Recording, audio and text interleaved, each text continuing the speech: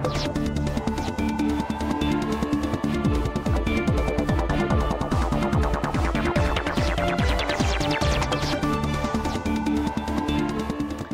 and welcome to The Economy Magazine. I'm Benjamin Chong Alfares with the news from the global economy. Coming up today, French tech startups flock to Israel.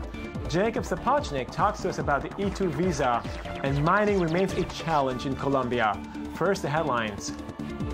The euro fell close to a 4-month low on Wednesday as the dollar firmed on unbeat U.S. economic data and the European Central Bank's monetary easing.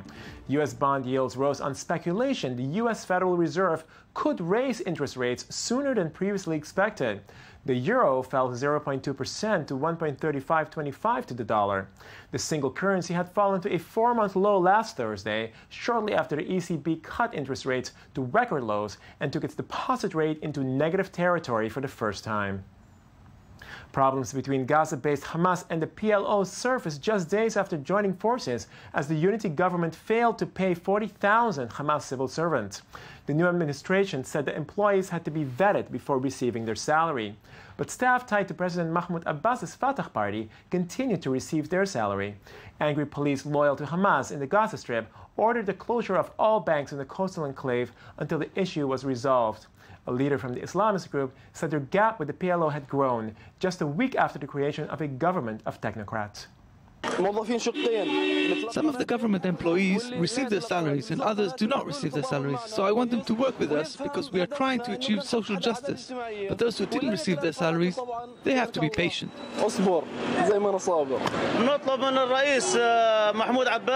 We demand from President Mahmoud Abbas to solve the issue of the salaries for Gaza employees. We want him to solve the problem because the Gaza economy depends on the salaries of the employees. Greek Prime Minister Antonis Samaras told his new cabinet the country's economic recovery has begun, but more growth is needed. Samaras replaced 8 out of 20 ministers in a government reshuffle, projecting change to Greeks without angering foreign lenders who expect austerity. Greece's new finance minister, Gikas Hordouvelis, is expected to maintain fiscal rigor while pushing for growth by cutting taxes. Though Greece has passed the worst of its debt crisis, it still grapples with over 26% unemployment and austerity cuts that have squeezed incomes and spread poverty. The economy has stabilized, growth is coming, so it's important we continue with the reforms. It's important we try. It is a new day for Greece today, a new phase, the final phase for exiting the crisis. I want to stress that the goal remains the same: to complete the effort, exit from the crisis, exit from the memorandums, promote all structural changes, and above all, accelerate growth. Lebanon's parliament failed to agree on a long-delayed public sector salary increase draft law, putting student exams in jeopardy. Teachers' unions and labor organizations campaigned for the law for months, threatening mass protests if it is not approved. Salary increases were endorsed by Lebanon's government more than a year ago, but have been held up by fears wage rises will strain the state's budget deficit. Lebanon's 2014 budget deficit is expected to widen to $5.1 billion, or 10.71% of GDP, and the proposed public service pay increases would further weigh it down. We are boycotting the exams till the last second. As long as there is no pay scale, there are no exams. Let the minister know this. We took a decision and we will not retreat from it. When we retreat from it, it means we lost. They are trying to divide us because the Union Coordination Committee is a mixture of all Lebanese classes, religions, parties and politicians. They don't want this situation in this country. The first Bitcoin automatic teller machine in the Middle East was launched in Tel Aviv on Wednesday. The new machine allows for transactions between users of the peer-to-peer virtual currency without any third party involved. The company bringing the first Bitcoin ATM to Israel hopes it will facilitate transactions for foreign workers. Using the machine, they could buy Bitcoins in shekels and have their families withdraw cash in local currency at a Bitcoin ATM in their country. French startups swarmed to Israel this week for the French Tech Days, the 2014 event, aimed at encouraging French business in the Middle East. Anthony Lesmy and Daniel Roth have the story. A delegation of French startups came to Israel this week with the aim of opening up to a new market. This is the French Tech Days 2014 event organized by UBI France Israel, the Agency for International Development of French Companies in Israel. Our methodology is simple. We take the criteria and profile of a French company you will find here, and we match it with an Israeli company's board. And Israel is increasingly regarded as the central place to look for new technologies and innovation.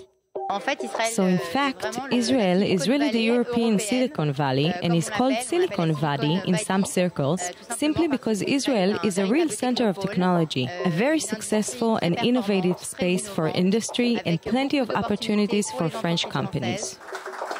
It means good opportunities for the 10 startups that have made the trip from France, Stephanie and Florian among them.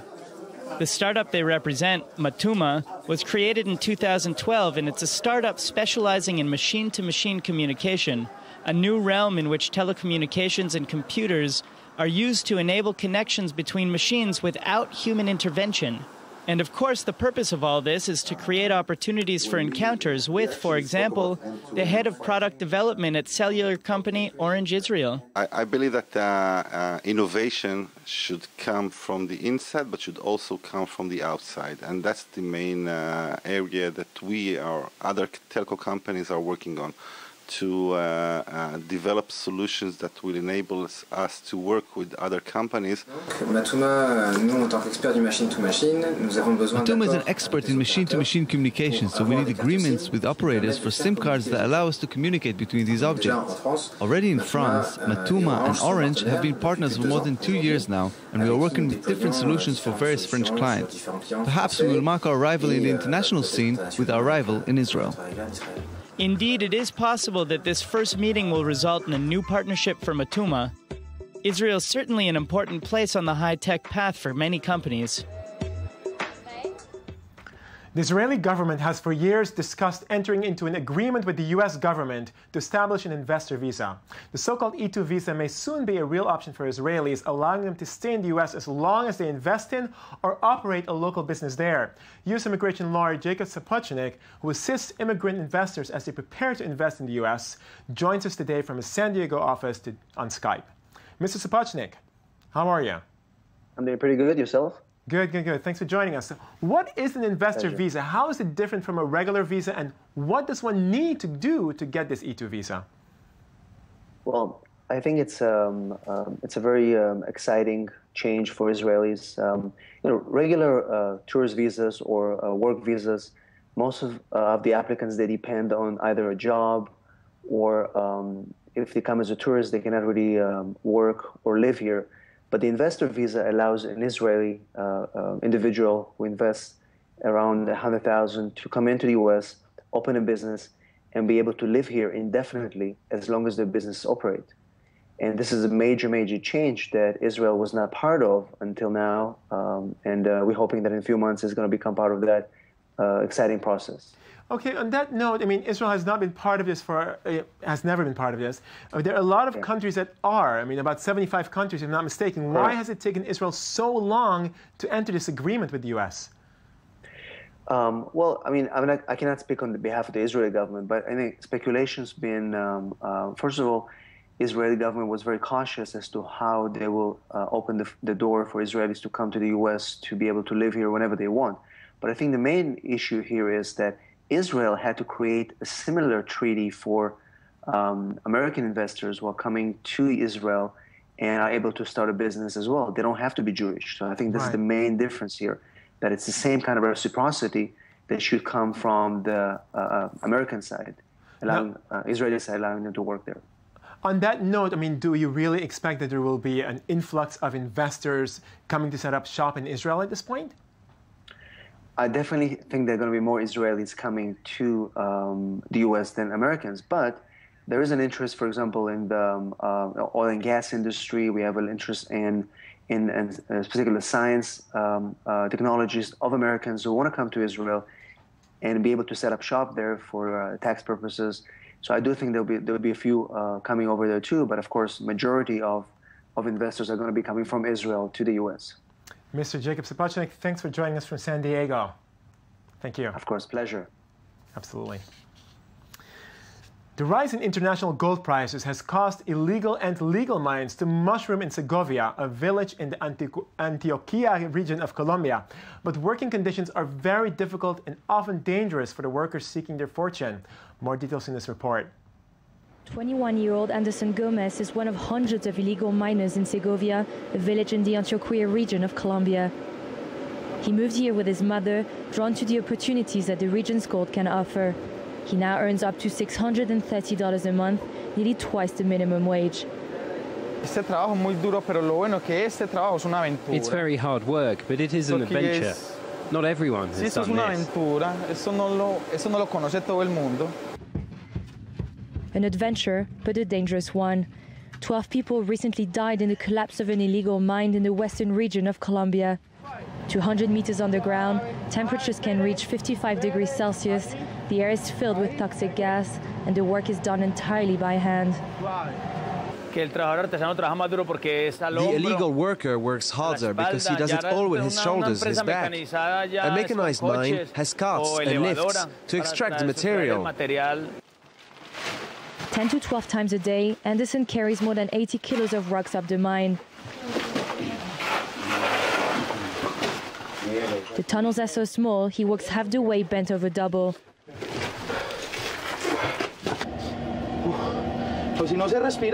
If I don't breathe, my body will give up on me. It will stop working. The first time Anderson worked in this mine, he only made it halfway through the climb. Now he's learned to pace himself. I'm cooling my body temperature and my brain because I already feel dizzy. Muscles stop working when there's a lack of oxygen. 12 hours a day, 6 days a week, Anderson and his co-workers extract rocks from the bowels of the earth, hoping to find the precious metal. It can be lucrative, but they have no health insurance or job security.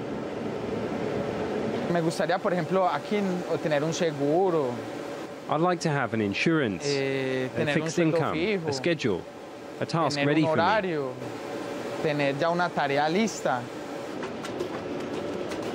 The rise in international gold prices has caused illegal mines to mushroom in Colombia.